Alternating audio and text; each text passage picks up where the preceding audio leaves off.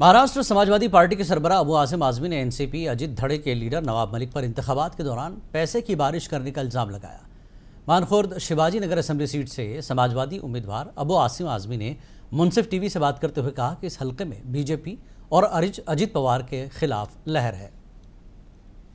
अबू आसिम साहब, कितना मुश्किल लग रहा है इस बार का चुनाव आपके क्षेत्र में, क्योंकि आपके मुकाबले भी एक मुस्लिम कैंडिडेट हैं नवाब मलिक साहब, किस तरह काउंटर कर पाए? अगर आप सड़क पर उतर के पूछें किसी से, आम आदमी से, तो कहेगा आसिम भाई को यहाँ आने की ज़रूरत ही नहीं है। अच्छा, वो अबू आसिम आदमी नहीं कहेगा, आसिम भाई कहेगा। मेरा उनसे ताल्लुकात घर जैसा सब लोगों से है और मैं हर इलेक्शन में ज़्यादा वोट लेते जा रहा हूँ। तो मुझे कोई भी लड़ने आ जाए, लेकिन बीजेपी अगर लड़ने आती है तो उसको वोट तो मिलेगा नहीं यहाँ से। और इस इलेक्शन में कुछ मुश्किलें लग रही हैं आपको या और कॉन्फिडेंट? नहीं, बरसात बहुत हो रही है, बरसात बहुत कर रहे हैं, समझ गए अपना।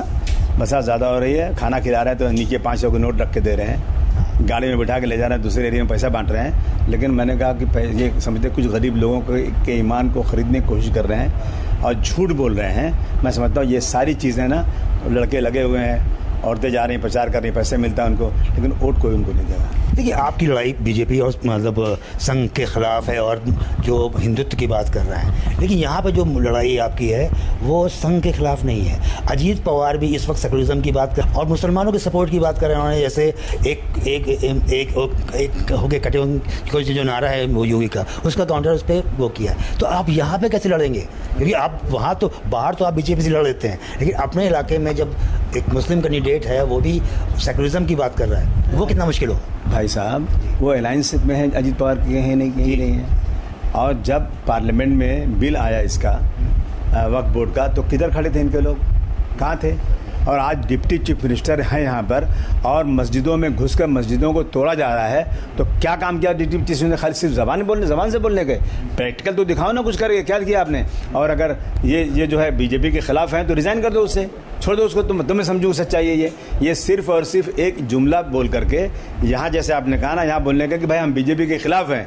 वाह भाई वाह, ऐसा कैसा चिलमन है, कि कैसा पर्दा है कि चिलमन से लगे बैठे हैं, साफ छुपते भी नहीं, सामने आते भी नहीं। इशू है बहुत, यहाँ पर एक पोलराइजेशन है, दो खेमे बने हुए हैं, एक बीजेपी सपोर्टर का है और एक बीजेपी मुखालिफ का है। तो आपकी लड़ाई यहाँ पर किस खेमे से है? और जो बीजेपी सपोर्टर है उसके दावेदार, बीजेपी मुखालिफ खेमा है उसके दावेदार बहुत सारे इस आपकी कॉन्स्टिट्यूंसी में।